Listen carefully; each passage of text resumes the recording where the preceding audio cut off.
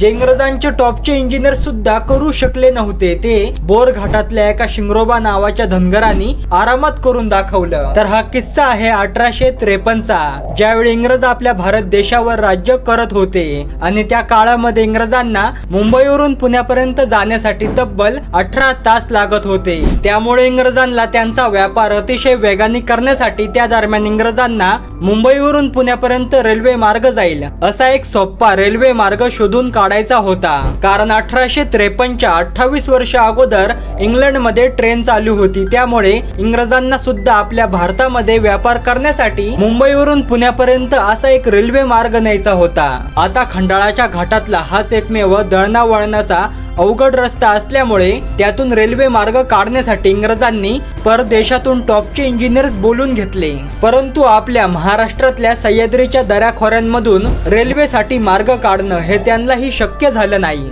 तेव्हा त्याच खंडाळाच्या घाटातल्या जंगलामध्ये एक शिंगरोबा नावाचा धनगर आपल्या मेंढ्यांना चरवण्यासाठी नेहमी यायचा। त्यामुळे शिंगरोबांनी त्या इंग्रजांना त्या खंडाळाच्या अवघड घाटातून मुंबई ते पुणे रेल्वे मार्ग नेण्यासाठी एक सोपा मार्ग दाखवला आणि तो मार्ग पाहून इंग्रज शिंगरोबावर खूप जास्त खुश झाले आणि खुश होऊन इंग्रज त्या शिंगरोबा धनगरांना म्हणाले, तुला पाहिजे ते माग।